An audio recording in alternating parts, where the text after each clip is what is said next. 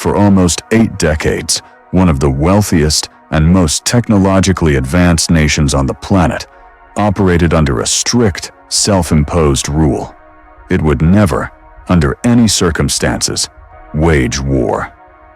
Its constitution, drafted by the United States government after the most devastating global conflict in human history, legally banned the country from ever maintaining an offensive military force.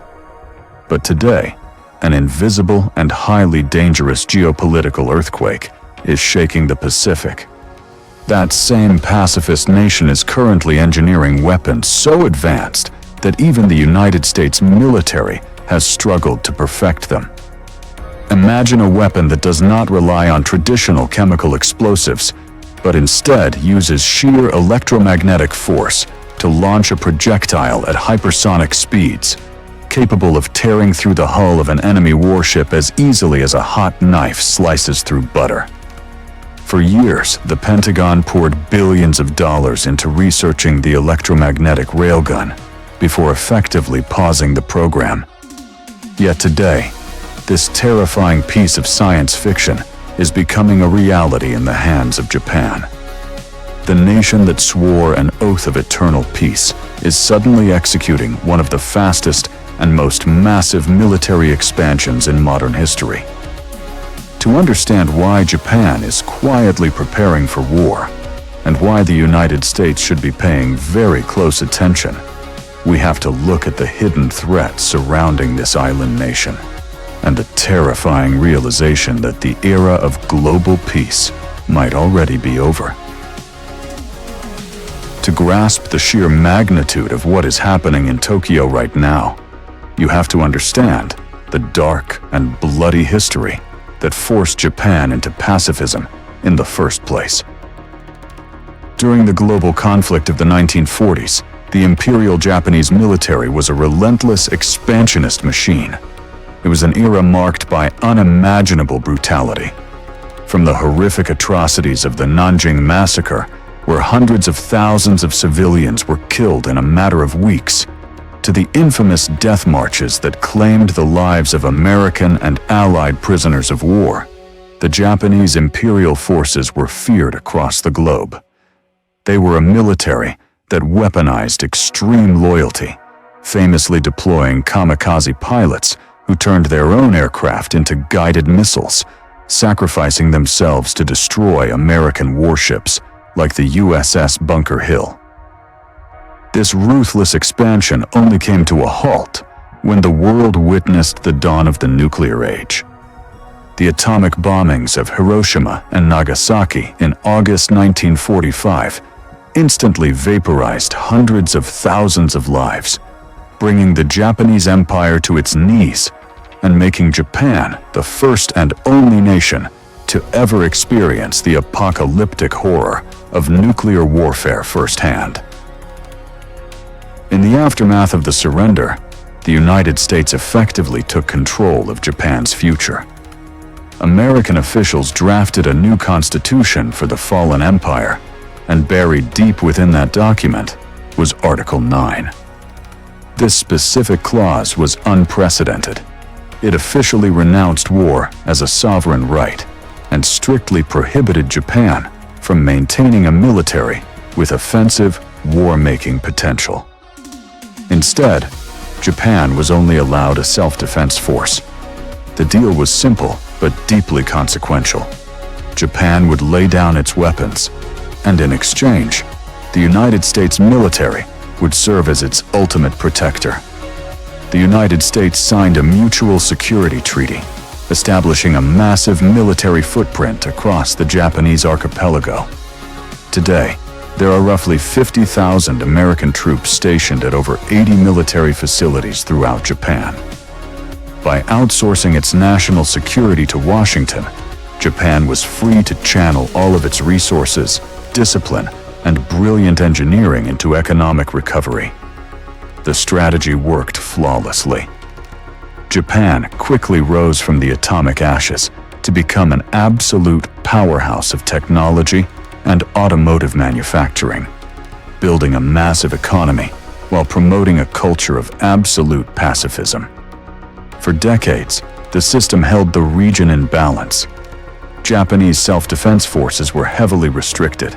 If they were ever deployed overseas, such as during the United States anti-terror operations in the Middle East, they went strictly in non-combat, logistical roles. They provided transport and fueled American vehicles, but they were legally barred from firing a weapon in anger. But the balance of power in the Indo-Pacific is shifting at a terrifying speed, and the protective umbrella of the United States is no longer viewed as an absolute guarantee. The catalyst for this sudden Japanese awakening began under the leadership of former Prime Minister Shinzo Abe. Abe recognized a dangerous reality that many of his citizens wanted to ignore. The neighborhood was becoming incredibly hostile. He successfully pushed through highly controversial legislation that reinterpreted Article 9. For the first time since the Second World War, Japan allowed for collective self-defense. This meant that if a close ally, specifically the United States, came under attack, the Japanese military could legally fight back. Abe began a massive modernization of the military, pushing to increase troop numbers, expanding naval fleets, and heavily investing in advanced American stealth fighters. He laid the groundwork for the Quad Alliance, bringing together the United States, India, Australia, and Japan to counterbalance the rising threat in the region. But what exactly is the threat? Why is Tokyo suddenly doubling its defense budget, aiming to jump from the world's 9th largest military spender to the 3rd largest, sitting right behind the United States and China? The answer lies in 3 distinct and highly volatile flashpoints that are suffocating Japan from all sides. First, look to the Korean Peninsula. North Korea operates as a heavily armed, unpredictable rogue state with a deeply disturbing history involving Japan.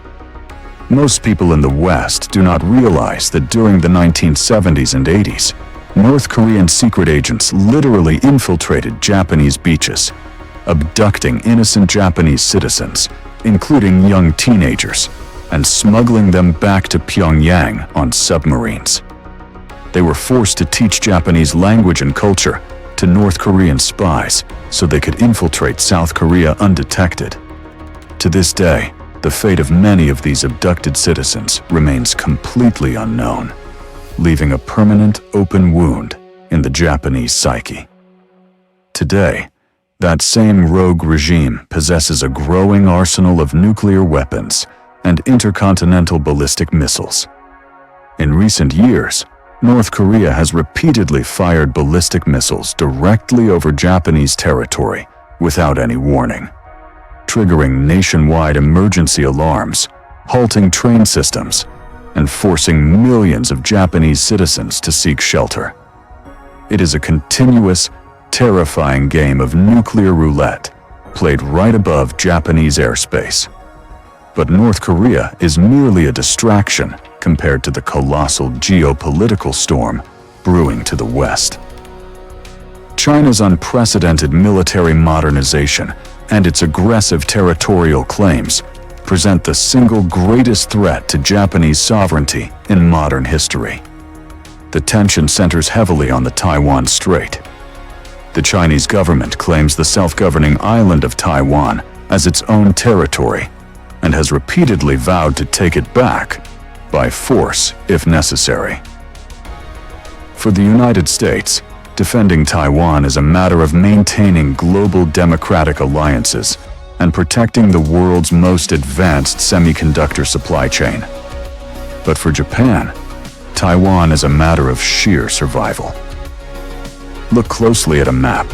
Japan's southernmost islands are located just over 60 miles from the coast of Taiwan.